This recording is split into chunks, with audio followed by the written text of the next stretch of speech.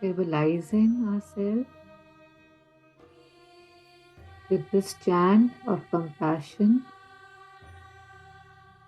with our breath, ingathering the threads of our consciousness so that we can be fully present and open to receive what would benefit me.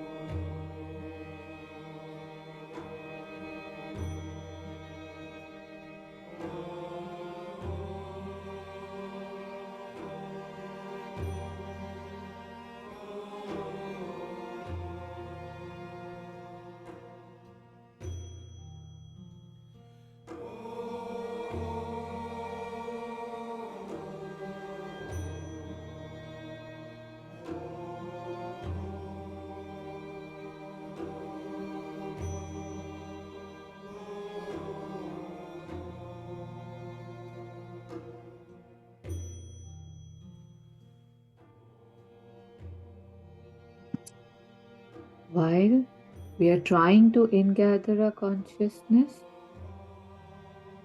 especially because the session is on practicing stillness, let's try to be still, more still than we usually are. Stillness in the body, stillness in the mind. No thoughts, no feelings. For the next 2 to 3 minutes, I am no one, no title, no role, no responsibility, no past, no future. Let's see what stillness looks like, and maybe we'll see what stops me from being still.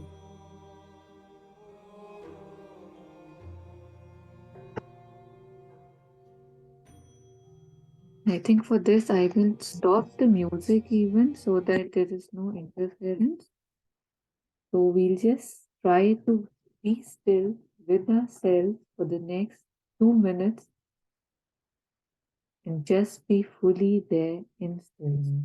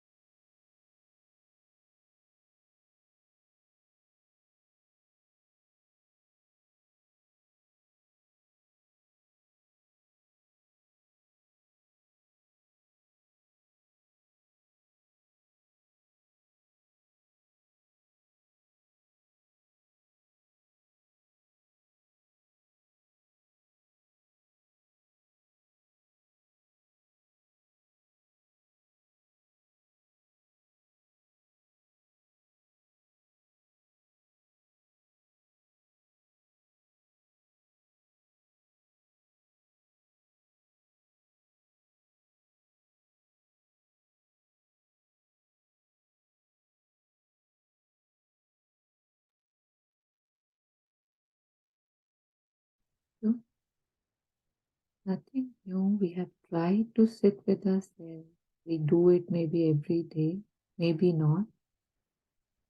And yet, stillness seems a bit alien. If we can just take the next few minutes to reflect, maybe together, to see why does that happen, maybe we can see how to make that happen. So whenever I'm trying to be still or a nobody, what happens? Why is there so much chatter, so much noise? And why is a simple act, a simple request from myself to my being that "Shh, not right now? Why is it not followed? Why does the world become so important in those 5 minutes when I'm asked to be still? If there's any reflection, I would, it would be great if we can share it so that if there's something, we can maybe have a few pointers. Yeah, Taru, I, ju- I just observed, which is very, very funny. Maybe I have never tried sitting like this, with myself. And just now you asked uh, beautiful, points, which actually helped me. When I was sitting, I thought, am I to what I'm attached? That question came to me. Am I attached to my relatives, my outside people, my emotions, or what is that? I'm not able to, find out, but something in me was telling that you are too much attached to your outside world. That was the answer I got. Maybe I'm attached to, who this Sharda is. It was really beautiful for 2 seconds that came to me. I'm attached to myself, my name, my family. I'm not attached to what I have to be attached. So beautiful revelation came to me. Thanks a lot. Maybe I don't know whether I made sense, but so many things were just going around in my mind. So I'm attached to outside things more than to myself. That is what came. Yeah, thank you. Thanks for this beautiful topic. So many things are coming. Otherwise, maybe I don't try to sit and see all these things. Today I got a chance. Thanks a lot. Yeah.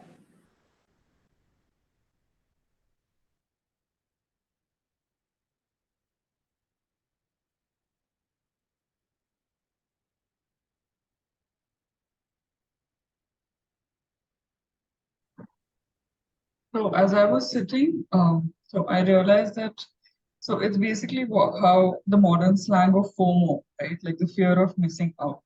So I think that is something that's sort of very ingrained in like the atmosphere and inside.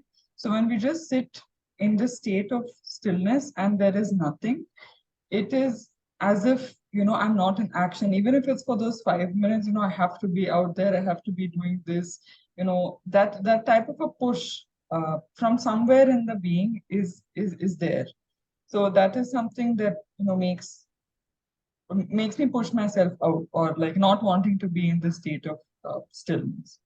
And the other thing that was coming to me when I was sitting was that, normally on a day-to-day basis when we do this, even like sitting quietly, even then there are so many things about, I want to do these things, or I like these things, or, why don't I like these things? There's so many questions and there's so many answers. Although that's introspection, there is still that I, right? But when I sat today, then I realized there was actually nothing. So it was a very, I don't know, it was a state of nothing, or like a void, which was very nice, which I don't know, it was a very rare experience because that I was not interfering in that, not saying that I need to jump here and do that and do this.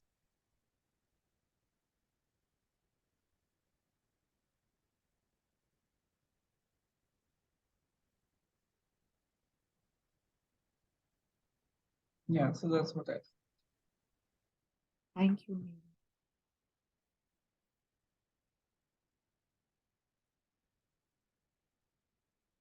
Yeah, anybody else? Deepa, hi, you've joined late. So basically, we were just sitting in silence for a few minutes and we were just reflecting on why is it difficult for us to sit or be silent in stillness. So just reflecting if there's anything that comes to us, so that maybe if we see what stops us, maybe we can do something about it, right? Because awareness is the first step. So that's what we're just doing, a small practice. Thank you.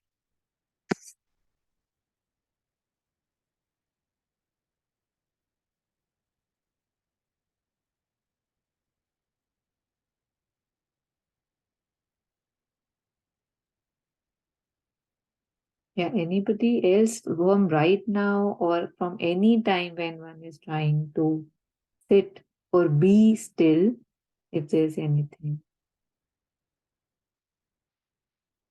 Yeah, Tarupa, when I try to sit still, even then also I have to keep concentrating on my thoughts. I mean, not thoughts, but my breath.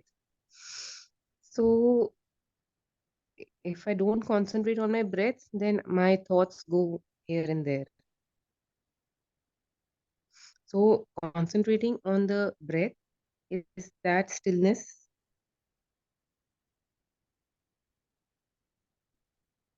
Yeah, it's like it's a it's a crutch, right? It's a support that we use to go towards where we would ideally like to go, right? Because see, initially I'm say focused on, say again, let's take the example we took last time you weren't here, I think. So say if a child is just like you want to talk to the child and the child is berserkly running here, there, doing this, kicking that, jumping here, throwing this, singing, and just so you can ask this child to, just maybe, I don't know, ask or grab him by his shoulder or neck, whatever is easier. And if you just make him sit and give him a drawing book, right? That okay, now you do this. So the first thing is ki instead of 10 things, now he's doing one thing. So he's still doing, but doing one thing gets him closer to doing nothing than doing 10 things, right? So when I am not holding on to my breath, I'm holding on to, how it said the monkey mind, right? It's holding on to like maybe last time I think we discussed they were about this like I don't remember the number 250 thoughts generated, I don't know, per minute or something. So instead of those 250 thoughts, for example, or 50 or 15, now I just have one occupation holding on to my breath. So that is extremely helpful. But knowing that too, from the coloring book, I will slowly, when he's now engrossed, I'll slowly pull it off and then I'll say, okay, now we can maybe sit with nothing, right? Maybe we don't need anything. But this is a very beautiful step from 10 to 1. Like mantra, a lot of people chant. That too is like an anchor. That because if I don't have anything to hold on to, I don't know how to be that. So, because I'm used to holding so much, let me just choose one thing. I'll hold on to a mantra, a divine's name, or to my breath, which is happening in the present moment, which connects me with Him. And from there, we'll see where it takes us. Yeah. But if with holding on to the breath, if one can be still, like that too is great. Like that too shows a lot of, kind of command over oneself. Yeah.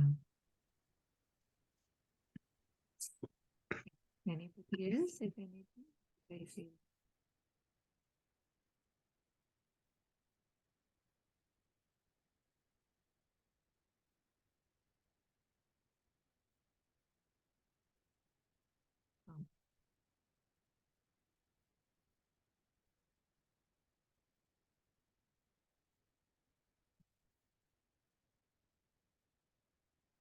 Um, so I think even this is enough. If we just look at the list that we have, to what I am attached, if I'm questioning this, because as soon as I close these eyes and I'm sitting, I see so many things coming in. With me, this also happens that if something was due maybe 15 days back, which I had forgotten, as soon as I'll say, okay, now, shh, nothing. Even those chores would come, which I have ignored and ignored and ignored, which come out, which say that, oh my God, get up, what are you doing? You haven't done that. And I'm like, if I haven't done it in the last 15 days, why this minute do I need to go and do it? And yet, the push, the pull, the tug of war, it's just, I don't know what word to use to describe that. So I am attached to something, too much attached to outside and too much attached to myself. And then it was shared, I often don't sit to see why is it happening or what is happening or how to be still. Fear of missing out, not having an action feels strange to me, right? Not being in action. So this shows that how just because I've come too far from it, that a natural state of my being seems strange to me. That is quite indicative in itself, right? I interfere with my own stillness. So that means something in me does not feel this is something I need to practice, right? Something I need to have. Because if I felt this is something I must do, I would not be able to interfere, right? So I'm not convinced that being still is better than being in action because I am not used to stillness. And it helps if I hold on to my breath to practice stillness. So again, there's I everywhere. I am not convinced that stillness is good for me. So I again stop myself from being still. And I am attached to outside, to inside. So, as soon as I stop the grind that I am in, I see so much coming in that, it's like I'm kind of just a magnet and things just themselves, metals are coming in. But I think one thing that would be really helpful, and without that, I think stillness, meditation, mindfulness is really tough, is sitting as I am sitting, like sitting as me, sitting without stepping back. Because, say, if I sit, there's so much that comes to me which I keep getting attracted to and getting carried away with. But if I sit as, say, okay, Taru is sitting and let's see what she does today, or let's just see if she can hold on to stillness, or if she can be silent, then if something comes to me, if I am stepped back, I can see a thought is coming. I can see she's looking at it and I can see she's letting it go. That witness, that Sakshi Bhav that we talk about, that stepping back, because I am so attached to myself, I am myself, I believe I am just this body, just this mind, and everything of this body and the mind sits on my head or I sit on it. It's really tough for me to give myself 5 minutes of stillness.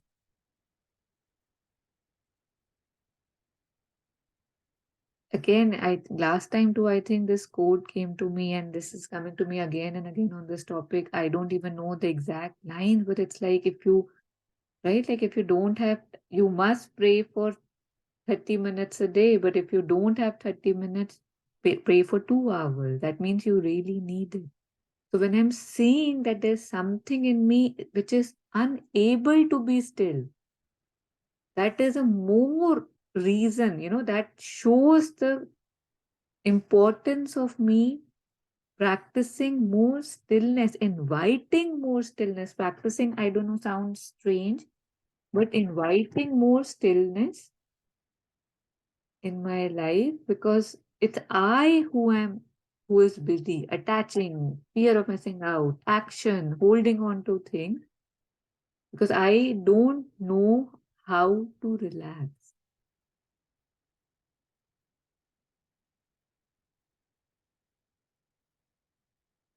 So anything on this?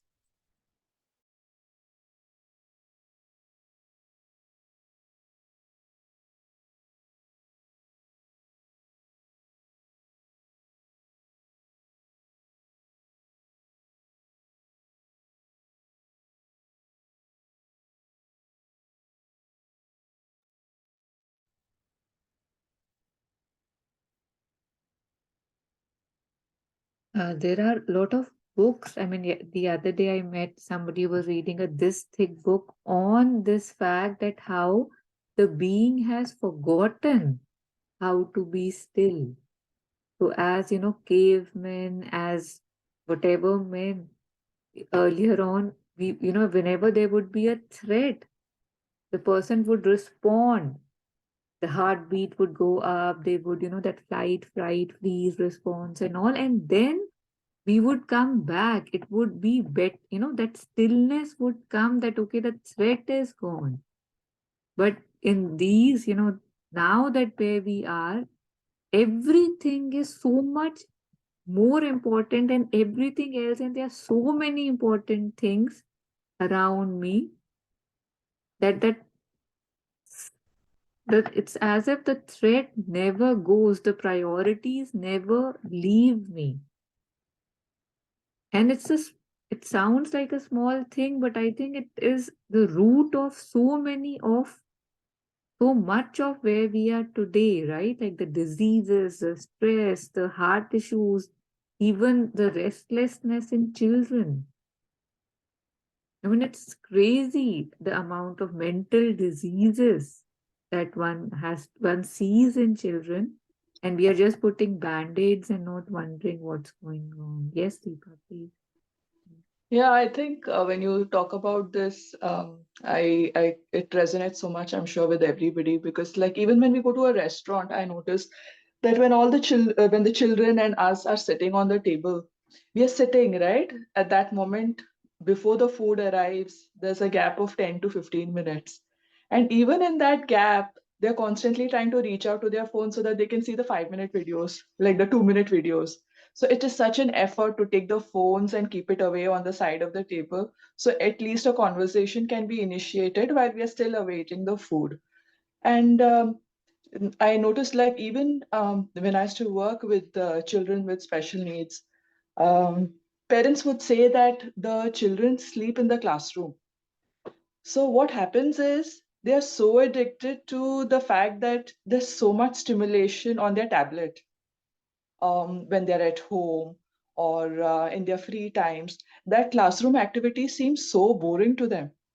So our mind now, and I won't just say others, but even me, for example, we are so tuned to the flashy images, the colors, the sounds, that anything without fast moving images, colors, and sounds is extremely boring. So when you sit down, immediately, if you don't have any work to do or you've finished all the work, I including gravitate to pick up the phone and just see on Facebook or Instagram those videos, because it's entertaining, it's flashy. Your mind craves for that. So it's a kind of addiction right now for this generation that we need constant stimulation. That stillness is something that we need to practice now.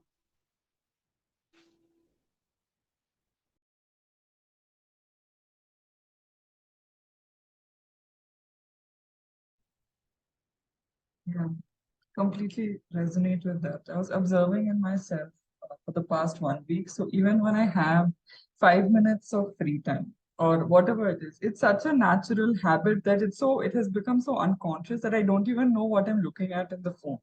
So let's say nobody has messaged me, but I, I still do open my phone. I let's say look at Instagram. And today I realized one thing. So in the morning, I was feeling very irritated.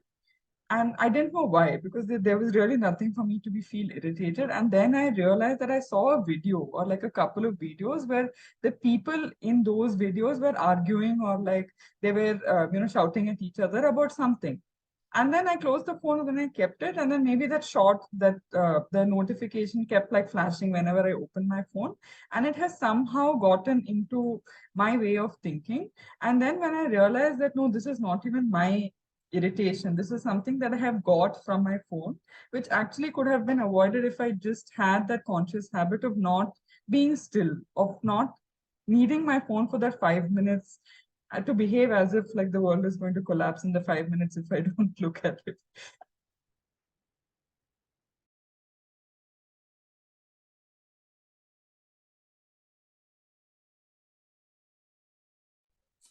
Yeah, yeah. Taru, yesterday we were, traveling. We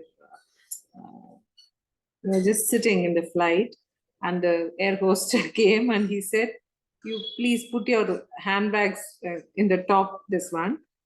So that time I realized it is very good. Otherwise, whatever recordings we have, whatever it is, we cannot just sit still. I would have, just plugged in my earphones and I would have started hearing. But yesterday, forcefully, he took the handbag and he put it in the, put it up. I could not get up. I was just sitting for 45 minutes, which was really very peaceful. I realized how we are so habituated and take the phone, even if you cannot on the internet, you see something, we have so much of downloads, whether it is music or something, any speech, but without that also we can survive. Yesterday that was a big lesson for me. See how we have lost all sitting just simply seeing the nature. If you go by train you can see the nature, if you go by car you can see something outside other than this phone. That was really a nice experience for me.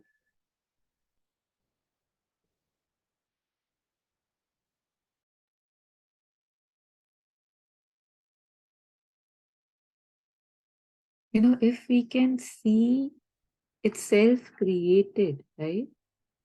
I reach out for that phone, right? I reach out for that. Like we have, I would say, countless empty pockets in our day. And yet the day seems to be going so fast because I'm not still for any period in between because it's just one after the other. And if I'm mindlessly scrolling or looking at things, it feels I'm entertaining, but it's actually honestly it also just takes away from me. It's taking my energy. It's taking, I could have been still. But again, I just invited more movement in. It pushes something. It's that, again, what Deepa was saying, that we are so used to those feeds, those stimulations. And if I'm looking at this really, it's a very sad state of being, right? That अपने साथ बैठना नहीं आता. It's really sad कि अगर 5 minutes भी हैं, 2 minutes भी हैं, we'll reach out for that phone, we'll reach out for this screen. We all do that, but is this what we would like to do is the question. So when we are talking about I'm not able to be still because I'm so attached to this, especially myself, my roles, my duties, my titles, my to-do list. And 5 minutes, I can't disengage. So then, we need I don't know, like a disease that when we are not able to touch, I don't know, the screens, or we are pulled from where we are, or like a flight like Sardaji, that the handbag has been forcibly taken. I mean, really, it's strange, right? That where we have come, but now that we know we are here, I'm remembering things from my childhood that when light used to go, I have such beautiful memories at how we would all sit together at one place, maybe with one candle. We'll talk more, maybe we'll play in Takshni. I mean, that connection. I mean, whenever I think of कैसे light जाती थी जब inverters नहीं थे, generators नहीं थे, it's a beautiful memory of spending time with the whole family. Pehle, in the even, when there were no phones and all, that Chitrahar used to come from 7 to 7:30, or some Rangoli thingy. So, matlab, earlier on, entertainment was in pockets, right? I was with myself, and there were periodic instances of entertainment. And now the state is such that there is stimulation, entertainment throughout. And now I'm asking, in one lifetime, how this thing has changed, that can we have 5 minutes of an empty pocket in that 24 hours of stimulation and entertainment? How weird is that? But that's okay. But now that I realize that, okay, this is it. But like, Meera, you were sharing that it from there, it is very evident that it's not even important to me, right? I don't even want it. So how will I have it? So maybe just, yeah, I guess that's enough. But we have to step back from ourselves if we want to sit in.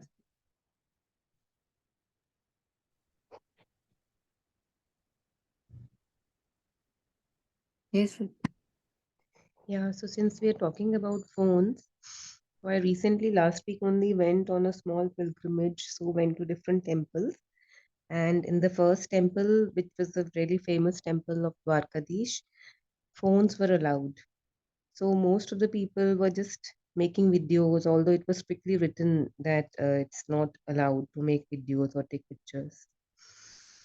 So there almost everybody was on their phones.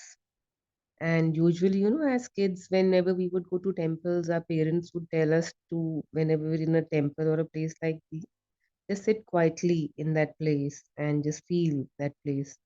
So because of the phone, that thing becomes very difficult. And then the next temple when we went to was Somnath temple, beautiful temple, but here phones were not allowed. So that was such a blessing because we had to deposit the phones outside. So there was no responsibility of taking pictures. There was no responsibility of capturing that moment in the phone.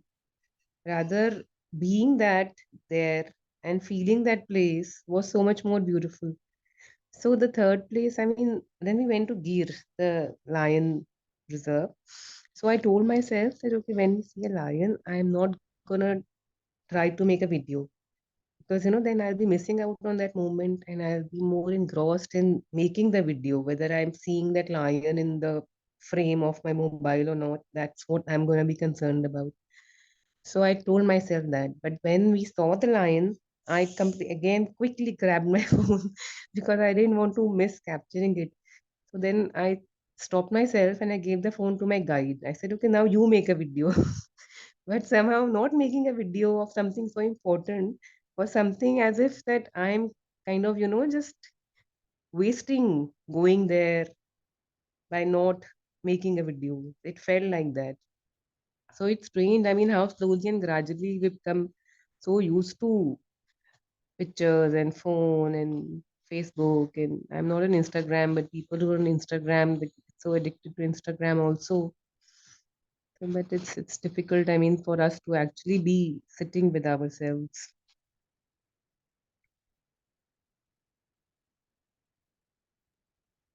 There was a picture I had seen maybe 10 years back, 15 years back, that really helped me.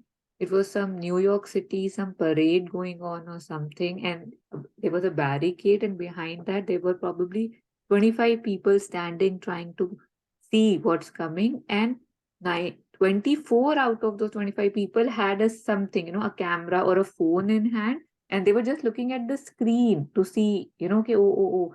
And there was this lady, an old lady, who was just standing in the front with a huge smile on her face and just looking, and it was so beautiful that she's the only one who's taking it in, because when I'm looking at the screen, I'm not there. I miss the moment. And that also made me realize, like, I asked myself that day, that do I even look at these videos that I make? The camera is not able to capture that beauty that the eyes can see. It's a fact. And 9 out of 10 things that I click or make videos of, I hardly ever look at that. Say this, what you were sharing, a picture of a tiger. Now, if I Google or if I YouTube, there would be 500 or 5,000 videos of tigers.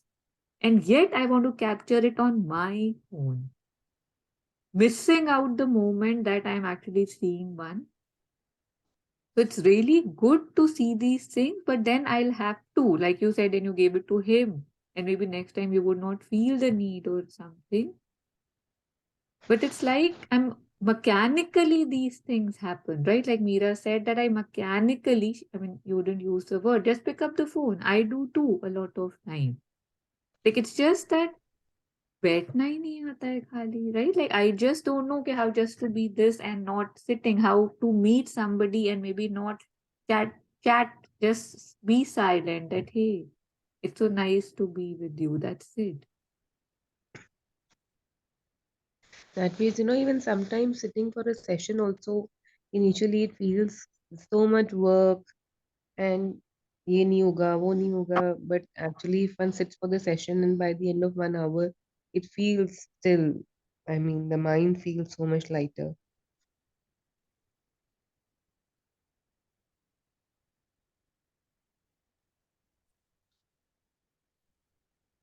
There are a lot of beautiful words I found from Mother Sri Aurobindo and others about stillness. So maybe if we can read those, maybe if we are convinced that yes, I should be still, maybe I will make an effort towards it. I don't know which one to take first, but it's a smaller one.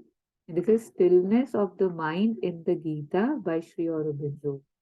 So if anybody is willing to read, we can look through it, and if there's any reflections, we can take it up.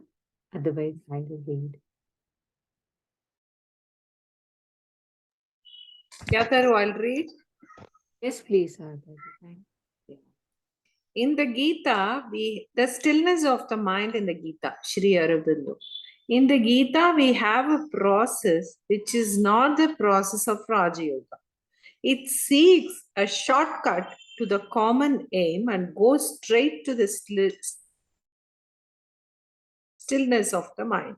After putting away desire and fear, the yogin sits down and performs upon his thoughts a process of reining in by which they get accustomed to an inward motion. Instead of allowing the mind to flow outward, he compels it to rise and fall within. And if he sees, hears, feels, or smells outward objects, he pays no attention to them and draws the mind always inward. This process he pursues until the mind ceases to send up thoughts connected with outward things. The result is that fresh thoughts do not accumulate in the chitta at the time of meditation, but only the old ones rise. If the process be farther pursued by rejecting these thoughts, thank you, Taru, as they rise in the mind, in other words, by disassociating the thinker from the mind, the operator from the machine, and refusing to sanction the continuance of the machine's activity, the result is perfect stillness. Taru, I'll read this sentence again.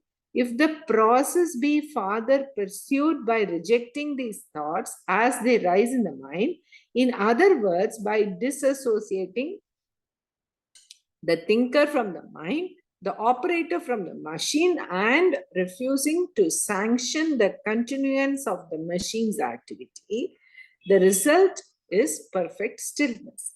This can be done if the thinker, whose interest is necessary to the mind, refuses to be interested and becomes passive. The mind goes on for a while, but by its own impetus, just as locomotive does, when the stream is shut off, but a time must come when it will slow down and stop altogether. This is the moment. I'll read or will reflect. Yes, let's just finish this one. Yeah, you can please read. Yeah. Okay. This is the moment towards which the process moves. Na kinchit api chintayet. The yogin should not think of anything at all.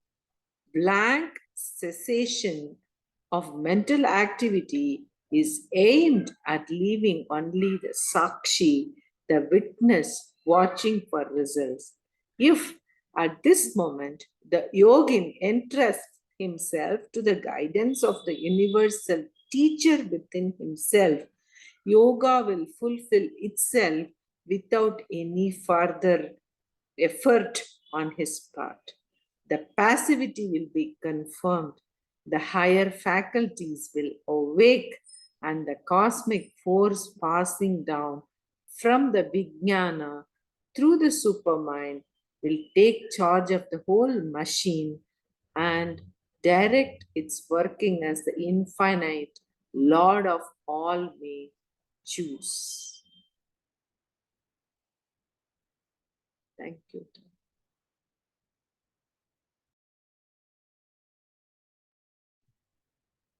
You know, the Gita would have said this, Sri Aurobindo has said it, but we ourselves reached to this conclusion with 2 minutes of stillness. We realized we are attached, we are connected, and the only way is to step back. And so beautifully said with this example that how, how the mechanic has to disassociate. I mean, we have to have that I'm no one before we sit, so that the one to whom the chores, the feelings, the thoughts are coming, he doesn't get carried away. And if he does, I don't. So refusing to sanction the continuance of the machine's activity, the result is perfect stillness. So, this can be done if the thinker whose interest is necessary to the mind refuses to be interested and becomes passive. So enamored am I by anything and everything that passes in me. How will I refuse? How will I say I'm not interested? And because I cannot say I'm not interested to the 100 thoughts that come to me in an hour or in a day, I cannot say I'm not interested when outside things which make no sense to me come to me, and then I feel dragged and exhausted and tired and life feels meaningless.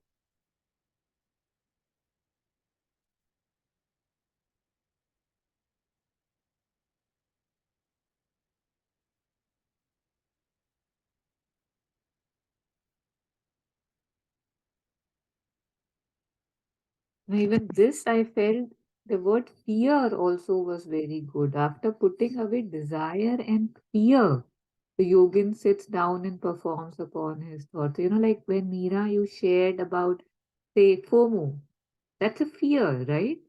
If I shared about that, if something was due to be sent 15 days back, and if I sit, there's a fear that I forgot that you must send it, right?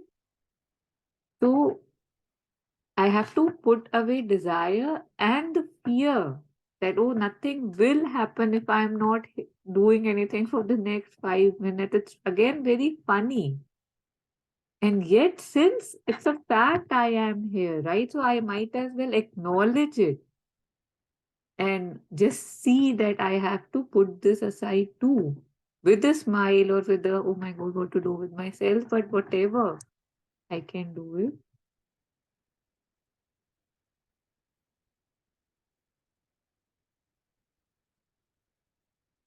Yeah. Just while we were reading this and everybody was sharing their experiences, I remember the thought that came to my mind was mother's assertion that new creation is indispensable, and we can feel it so much now. The other day, I was also listening to Eckhart Tolle's video where he was saying that there is no way further than to actually evolve. So either we perish or we evolve. So that was really hard hitting, especially now seeing that we cannot live. The phone has actually made us our slave, and even the university there was a discussion about artificial intelligence. People were saying, "Oh, artificial intelligence is a great thing. It's a great discovery." And I was just thinking while people were debating, I was just thinking that artificial intelligence is just an extension of ego consciousness, and how it operates. And at the same time, that time Alok Da said about that how because artificial intelligence has come, the divine intelligence has to be developed within the man. Otherwise, you have to take that leap of faith, because if you do not, then then there is no way out. Otherwise we will face this incessant ADHD, anxiety, not able to have the phone. So although they are there, they are actually telling us, wake up, because if you do not wake up, this is how you will be, which was not so much if you see 50 years before, like what you said about light going off and having that connection, and um, having those spaces where we still had some kind of peace and connection in the human world. But now it is, you have to really take that leap of faith. So that's something that it is telling us a message that just wake up now, otherwise there is no way to go forward. So that was something that came to my mind while we were discussing.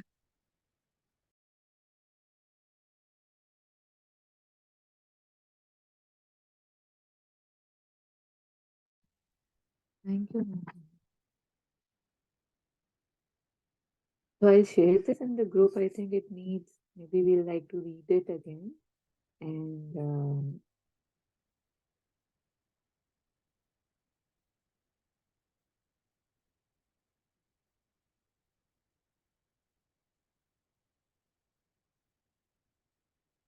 so maybe we can read this paragraph too, and then it will be.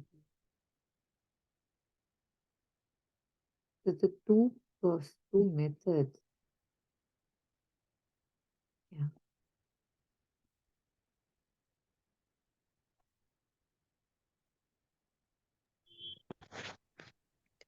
Whichever of the two methods be chosen, the result is the same. The mind is stilled, the higher faculties awakened. This stillness of the mind is not altogether a new idea or peculiar to India. The old Highland poets had the secret. When they wished to compose poetry, they first stilled the mind, became entirely passive, and waited for the inspiration to flow into them. This habit of yogic passivity, a relic doubtless of the discipline of the Druids, was the source of those faculties of second sight and other psychic powers which are so much more common in this Celtic race than in the other peoples of Europe. The phenomena of inspiration are directly connected with these higher faculties of which we find rudiments or sporadic traces in the past history of human experience.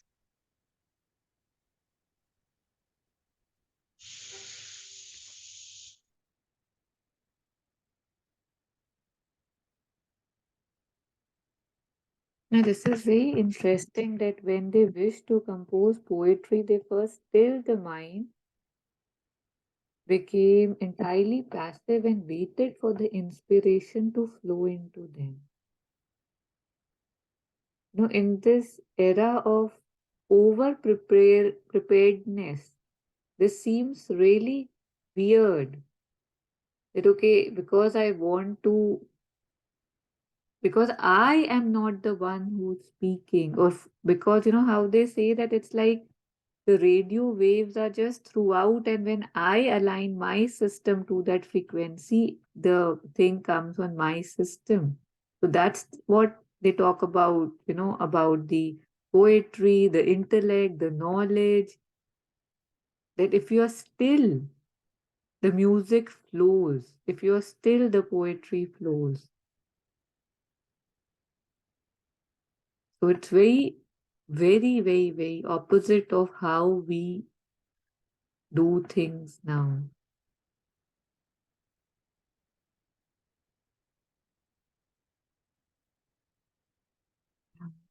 Very good.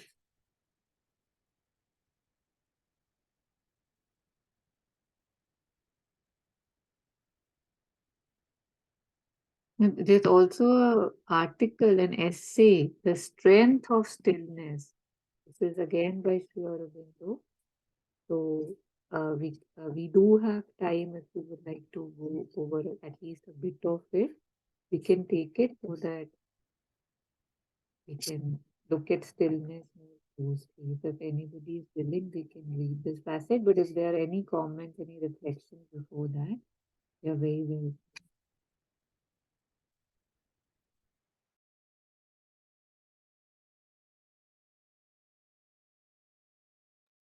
Shall I read? Yes, please. Thank you. There are two great forces in the universe, silence and speech. Silence prepares, speech creates. Silence acts, speech gives the impulse to action. Silence compels, speech persuades. The immense and inscrutable processes of the world all perfect themselves within, in a deep and august silence, covered by a noisy and misleading surface of the sound, the stir of innumerable waves above, the fathomless restlessness mass of the ocean's water below. Men seize the waves, they hear the rumor and the thousand voices, and by these they judge the course of future and the heart of God's intention. But in 9 cases out of 10 they misjudge. Therefore it is said that in history it is always the unexpected that happens. But it would not be the unexpected if men could turn their eyes from the superficious and look into substance. If they accustom themselves to put aside appearances and penetrate beyond them to the secret and disguised reality. If they cease listening to the noise of life and listened rather to its silence.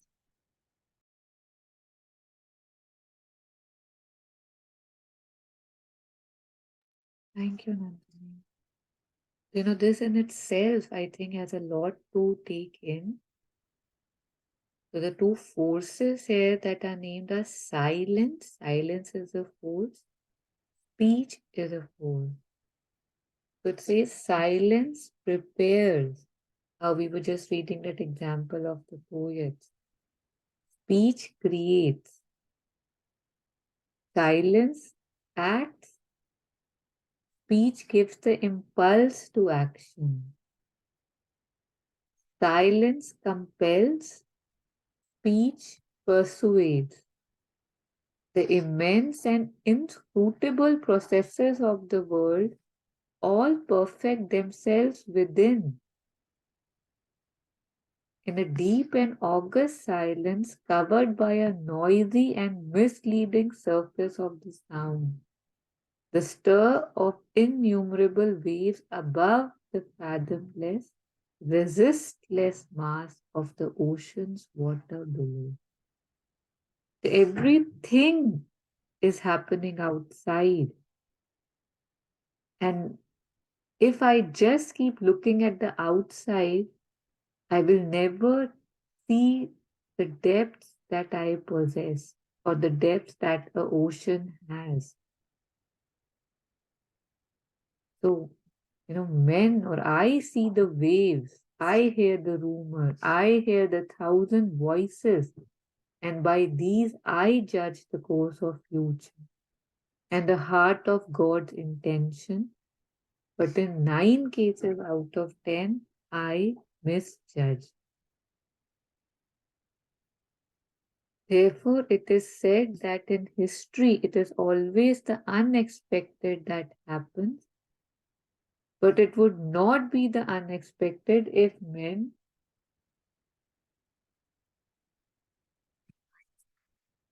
men could turn their eyes from superficies and look into substance. If they are accustomed themselves to put aside appearances and penetrate beyond them to the secret and disguised reality, if they cease listening to the noise of life and listen rather to its silence.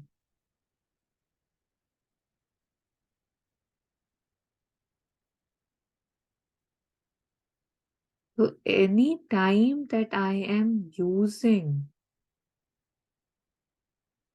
all the time that I have free, the pockets or the greater spreads, if I'm just using it in doing and looking and entertaining and stimulating, I'm just moving away and away and away and away from the silence, the stillness which is in me.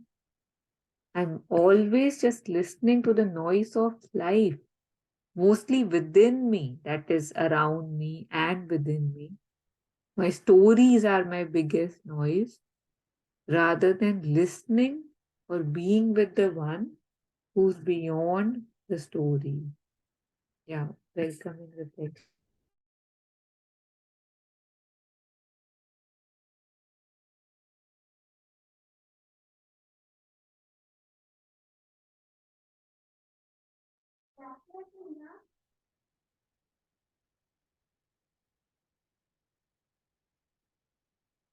Yeah, Taru. So recently I read a book called Ikigai, The Japanese Secret to a Long and Happy Life. Okay.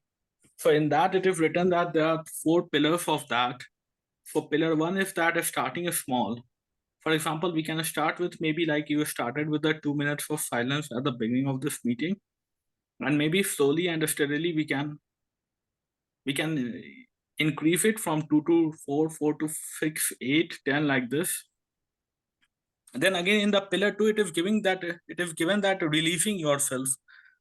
Many a times we don't relieve ourselves. For example, even if we go out for a morning walk or an evening walk, then during that period the stress level goes drastically down, which I have witnessed in my world also. And the days when I don't go for a morning walk, that day is monotonous and I don't feel fresh that day. So this is second thing, and the third thing is harmony and sustainability.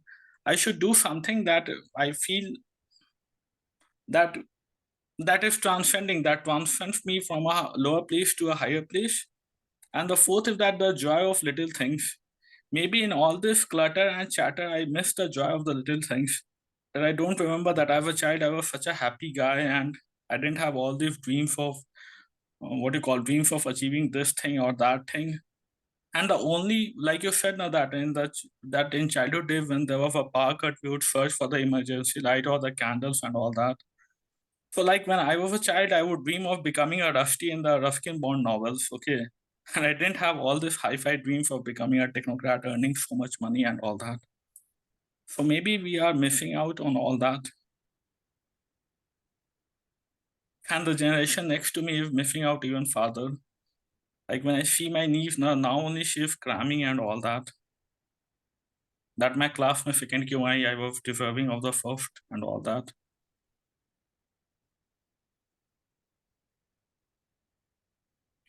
So maybe all this information overload, it has taken us to somewhere where we ought not to have gone. And maybe by the time she becomes my age, I don't know what will happen to her.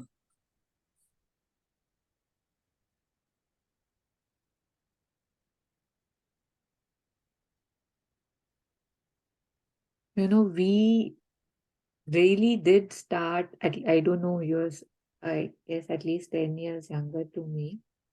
But I started from a place where, it was really very grounded, not much distraction. Like I was talking about Chitrahar, that just on, I don't know, once a week it used to come, or every day. I mean, 7:30 में. yeah. So still we have come so far, right? Like we don't know.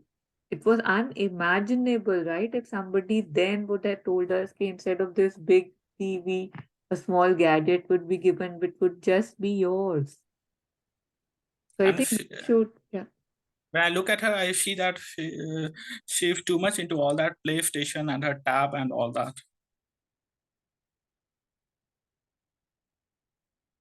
So when I compare my growing up days, that बचपन में मैं कितना खुश रहता था, okay, Goosebumps, Nancy Drew और ये सब पढ़ के ही अपना दुनिया बना रखा था मैंने, and how she is tormented to that extent कि डॉक्टर बनना है and all that. So I feel that somewhat she has missed out something that I didn't miss. And I remember that the first movie that I watched was in a standard one when I had gone for that Lion King movie. Okay. Standard one में था या maybe LKG, UKG में था, I don't remember. It was a long time back. And how now she can watch movie easily in Cinepolis and all that. So too much has changed. And I am sorry to say that it is changing for the worst. And maybe by the time when she becomes 31, I don't know what will happen to her.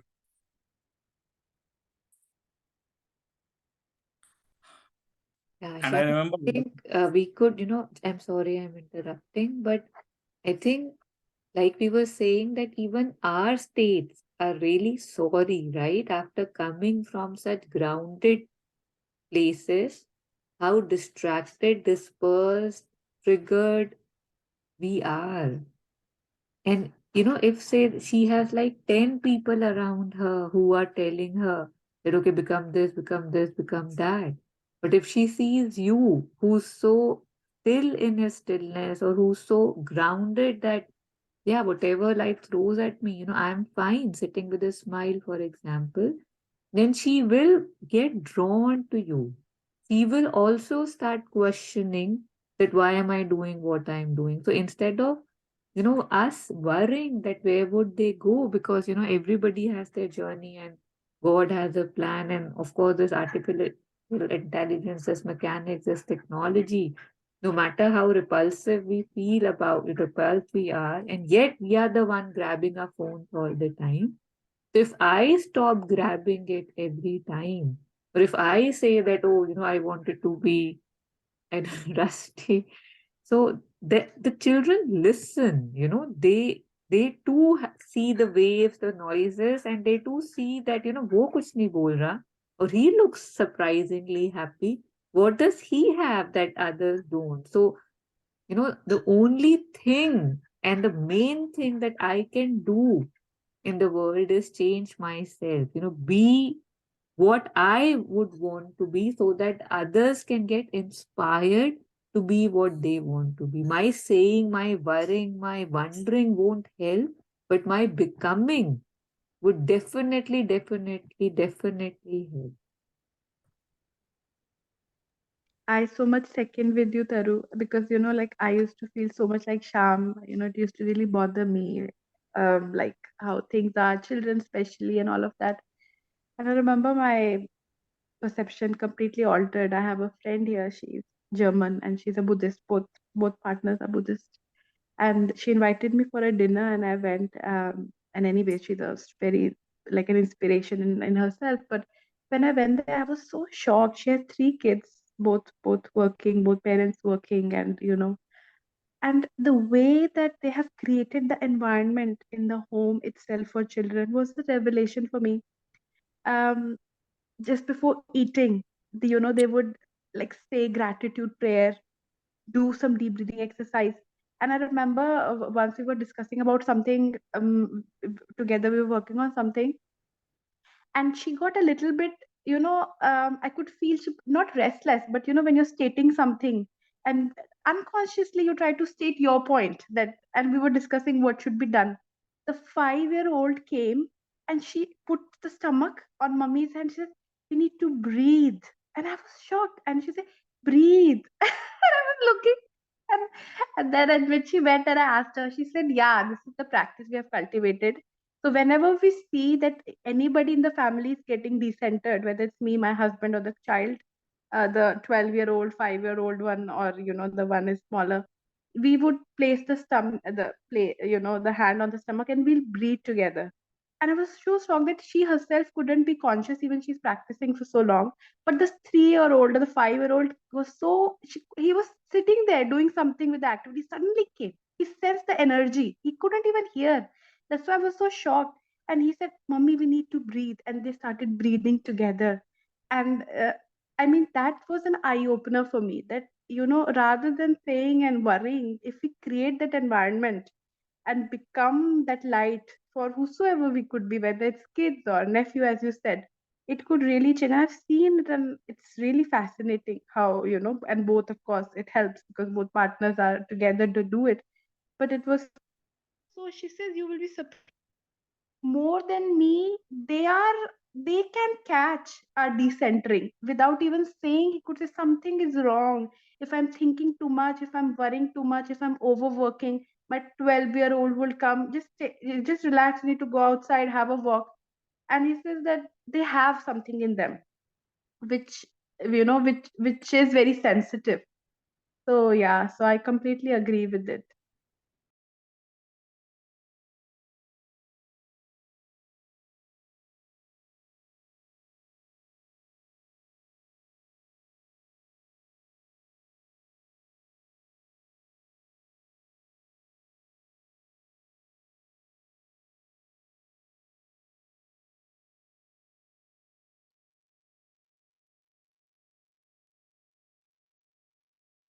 In this example, like in a bigger way, say, Buddha never said that, come, I have become enlightened now, now listen to what I have to say. People just get drawn, right? He didn't want to speak, it is said. But people said, you must tell us. And I think so is the stories of so many masters, mystics, saints, that even in a regular place, if somebody has a calmer energy, people get drawn to them, right? Like there's nothing that needs to be said. It's very evident. But something in me, I think takes pleasure in even feeling sad about how sorry our states are. But in that situation, the states remain sorry, right? It's just, again, sadistic pleasures or entertainment, and the world remains the same. So, Shyam, the more you see, the more sorry you feel, the more it must come in me that let me be the change, let me be that, uh, that peace, that stillness that I would want her to be. Yes, please.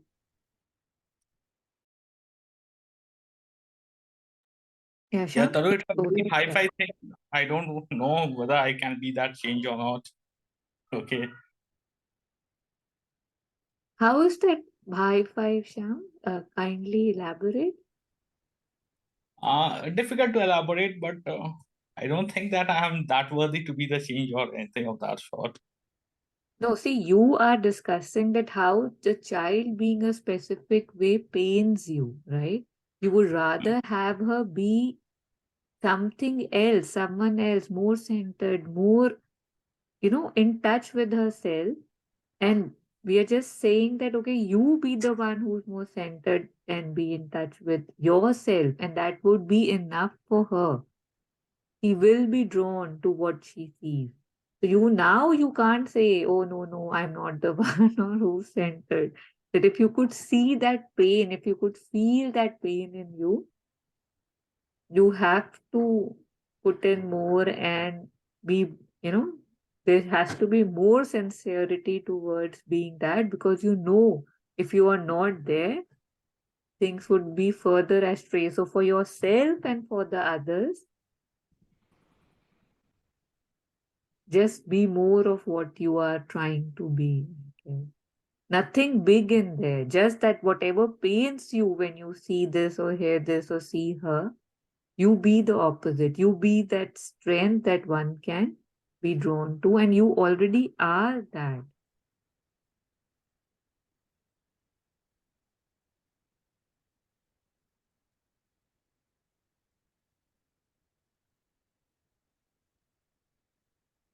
Yeah, some things I have tried to imbibe in her. Okay, like I have told her that how the wind chimes tall, you can hear the sound and you can feel enchanted, all these things.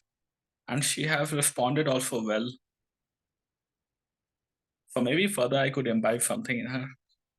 Yeah, and just remembering that, children, they don't listen to what you say, they see what you are doing, right? It's like, more than the words of Buddha. If I look at the Buddha, it just is enough a lot of time. So just doing what you want her to do would be a setting an example without even words. I mean, of course, talk to her. I'm not saying that don't, but just practically doing it in my life would spread it without any effort. Yes, Deepa, please. Yeah, I think what I understand is to be the change, you don't have to do a lot of things.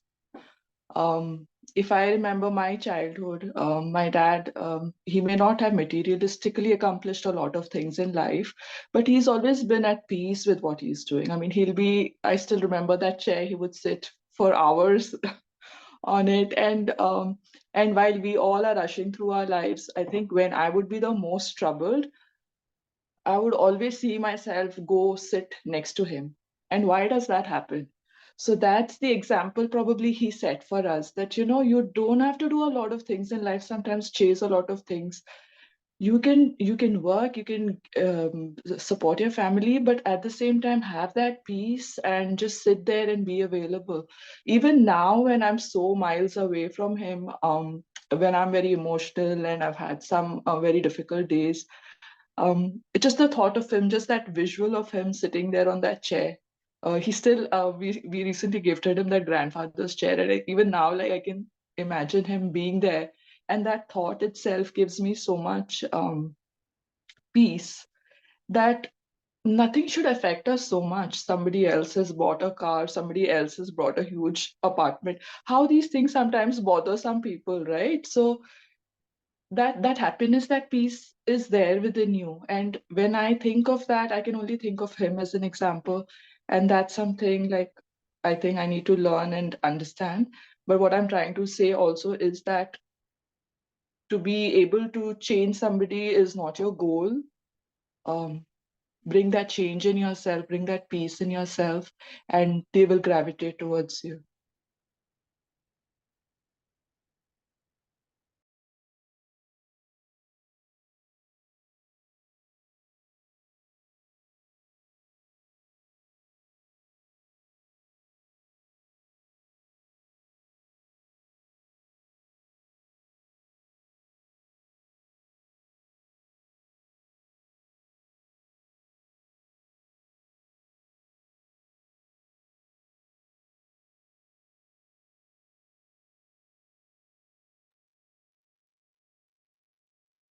Yeah, so a lot more to be reflected on. So we'll probably be taking the same topic next week, requesting everybody to, I don't know, sit more with stillness. And for the life to change, I have to change. So anytime I'm again going and trying to grab that screen when I have 2 minutes, 4 minutes, 5 minutes, let me stop that hand from reaching out, and maybe I can just sit with myself beyond my story. Because my stories are the biggest noise, the biggest distraction, the biggest I don't know, the biggest things that take me away from myself and focus my attention, find my, I don't know, pleasure somewhere else. I don't exactly remember in which video. I'll see if I can find it. Thich Nhat Hanh, he says that, we are not in love with our breath. That's why meditation or silence seems tough. But when we start being in love with this breath, with this stillness, like when Sham is looking at his niece and he sees how far she's going, it pains him. And yet, how far I have come, I'm not pained because I'm so distracted. Everything starts and ends with myself. When I change, my world change, and the change will have to come with practically what I am doing in my life. So what we were speaking about, stepping back and connecting in.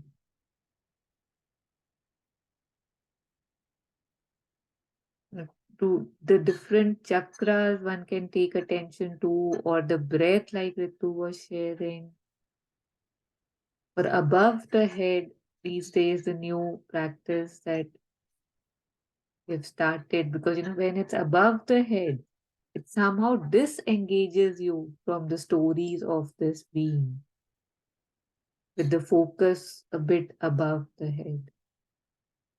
So let this not be just entertainment, another distraction, another place where I'm just having a good time.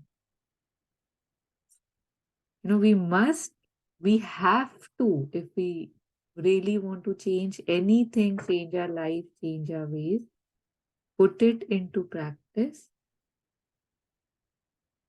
So starting from today, we'll maybe just as an experiment, we'll do it for this week, that whenever I have these small pockets of time in between, and of course, if possible, getting up 5 minutes earlier in the morning and before I go to bed, if I can sit with myself, a lot of times when I am doing that, I first, do that thing that, I'm no one right now for the next 5 minutes. I have no roles, no responsibilities.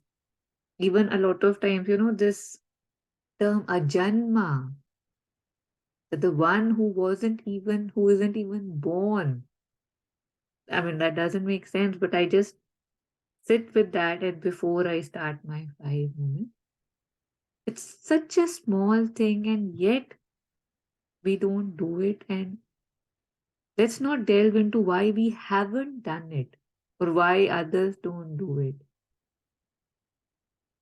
But let's just start practically doing it. Let's give ourselves a number, maybe, if that helps us. Like maybe 4 times a day. Whenever I can, I will practice this. 5 times, 10 times, 2 times, 1 time. Whatever we think can work for us. Okay, let's just to have more light on it, and I'm requesting everybody who's here today to be here next time if possible, or we'll share on the group. I'll just call up the first person I'm seeing on the screen, Deepa. If you could please let me know how many times do you think you can just sit maybe for 2 minutes, 3 minutes and not be distracted and just connect within. What do you think is a comfortable number for you to start with this experiment?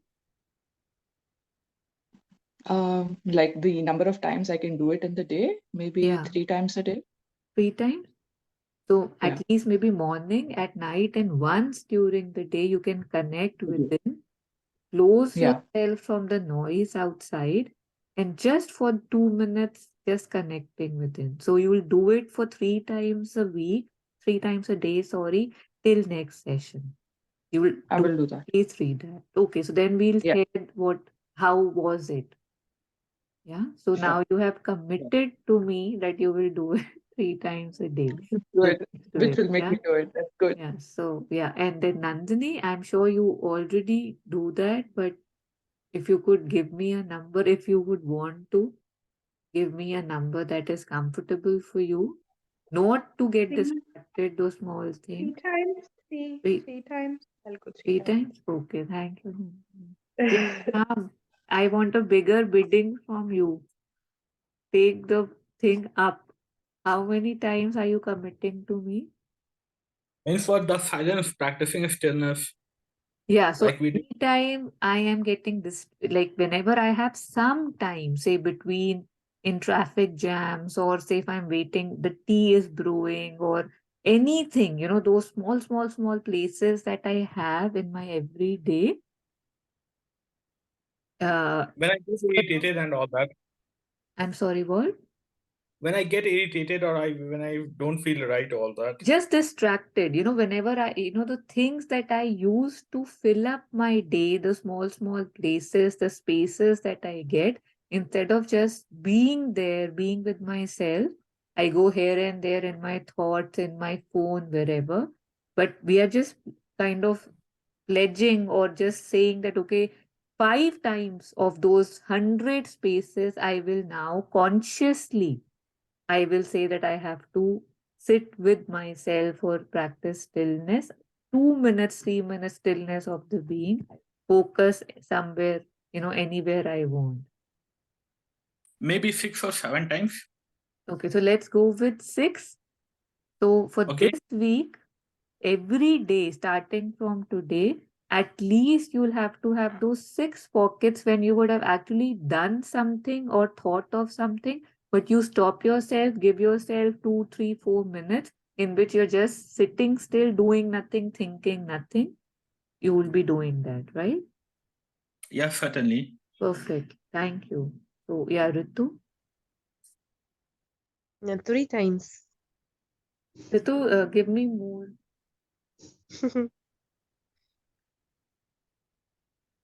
6, you can give Sham company.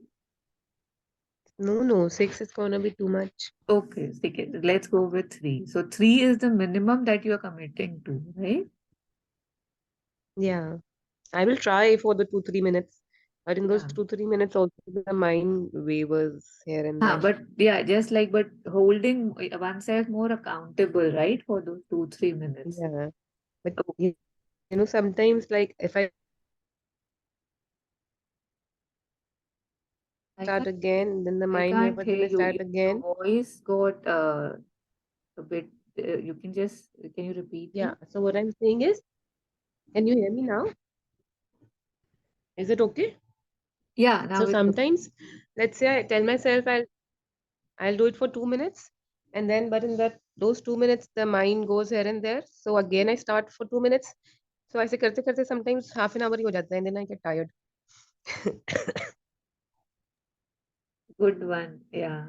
तो but इसमें कुछ करना नहीं है ना, बस अगर just silence के टूवर्ड्स या just making focusing our attention, maybe just on top of our head, वो जितनी देर भी, अगर 1 मिनट भी हो सके, 30 सेकेंड भी हो सके, you count that, okay, and then you can proceed with whatever you are doing. But see, if I'm counting, then again I'm No, getting distracted. count that as in you count that as one time you were able to do it. Later, not saying कि you start counting. बस एक pause लेना है, और अगर थोड़ी sincerity के साथ में वहां पे attention देना. That's it. No counting of the minutes or second. Just saying count के I could do it one time. So sometimes when we do a jap mala, in that, in a way, consciously we are moving every bead. So there also, for some time when we are moving the bead, it's like distraction. Absolutely right. तो पहले जप माला चाहिए और फिर उसके बाद वो भी छूट जाएगी. जैसे पहले ब्रेथ पे अटेंशन चाहिए, फिर उसकी अटेंशन की जरूरत नहीं है ना. So again, it's a step towards something we want to be, where we want to be. Because बिना जप माला के मैं बैठता नहीं हूँ, तो इसलिए जप माला दीदी के इसके साथ बैठ जाओ, बिकॉज मुझे आदत है कुछ पकड़ने की, तो इसको पकड़ लो. बट पकड़ इसलिए रहे हैं कि छोड़ सके. Mm-hmm.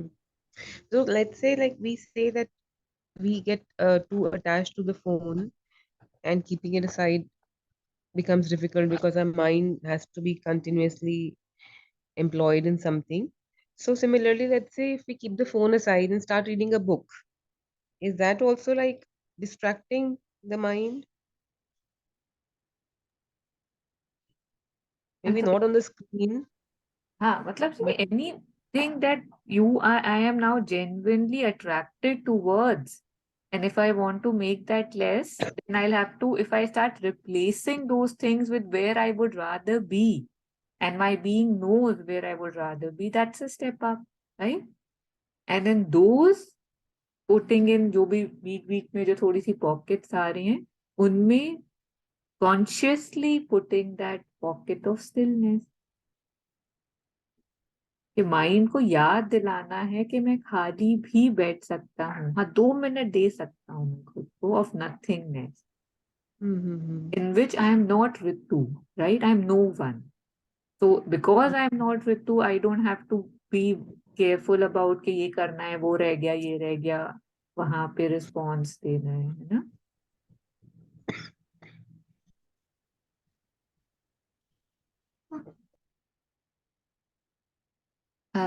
Yes, Amira, would you like to give us your number? I'll say 6. Okay.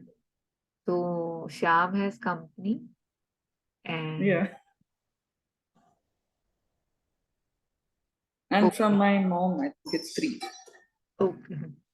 So, If I can Yes, give a suggestion, like not suggestion, but like something that helped me really a lot. I think I've discussed it. It's a Plum Village app.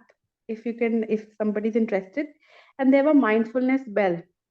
Yeah, that gong hitting. Yes, exactly. So that was really good. And what Thai recommends is you don't have to do anything much because sometimes, we are working, we're attending. Of course, he recommends sitting meditation in the morning. But one thing that's really good that just 3 in breath and out breath. So you're bringing your spirit, mind, and body together. So whenever the gong hits, the mindfulness bell hits. I will share it the group. I'll share the link for the app. It in an hour you can put it 15 minutes, whatever, 2 hours. Like somebody committed 3 times or 6 times. So whenever it hits, you just come back and you just say breathing in. So deep breathing. You can put your hand on your stomach and just do breathe in, breathe out, breathe in, breathe out. So 3 times if you want to do it, if it's okay with you. 3 breaths and in every hour if you can do it throughout the day, just 3 in breaths and 3 out about every time the bell rings, or if you cannot, 6 times. That was good because sometimes we forget with our busy routine. So I'll say you can try it out. It's a good app. yeah, thank you, Nandini. And Thai says that it doesn't have to be that specific mindfulness breath because we see, oh, it's so, it's right, it's from Thai, it's a Plum Village app, it's more superior. So he said that anything, even your regular bell, or even say that WhatsApp notification, or any time, anything like doorbell.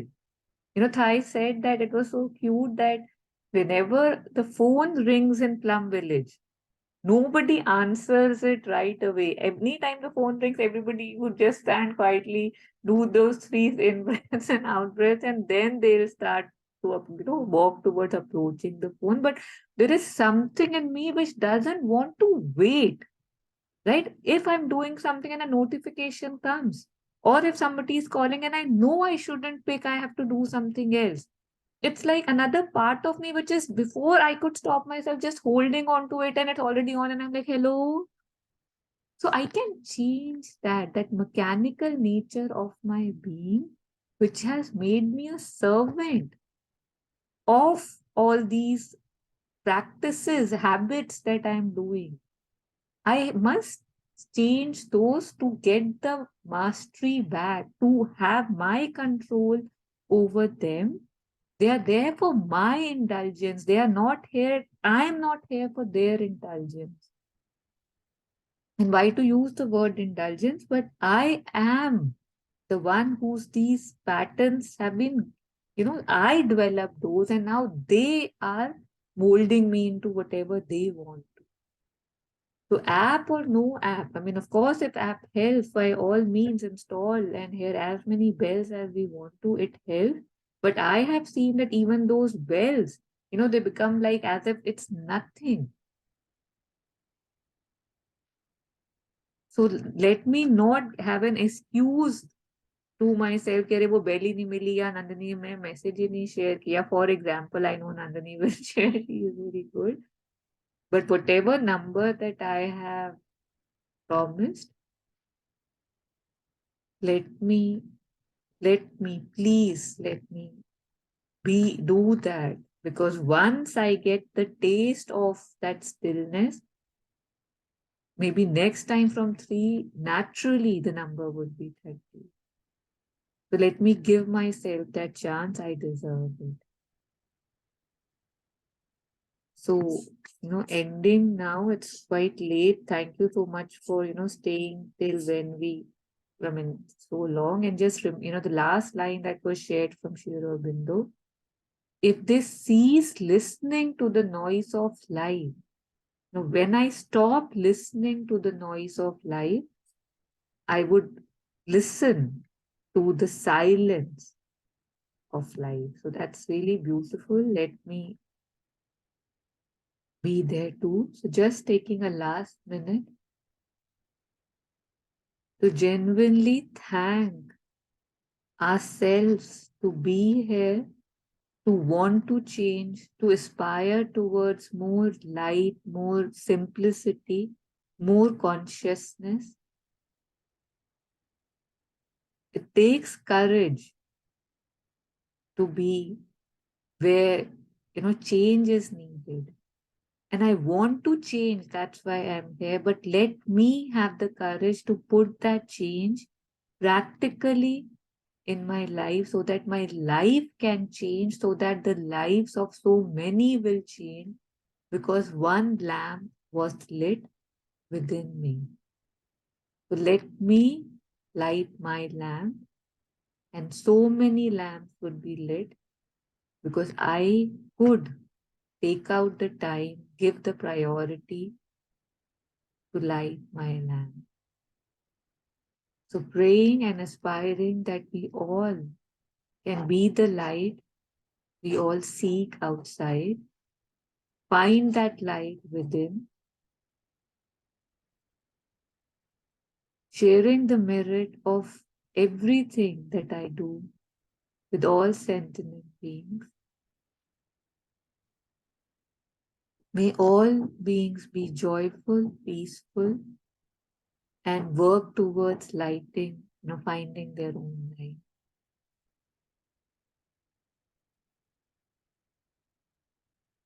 Thank you so much. Thank you. Thank you.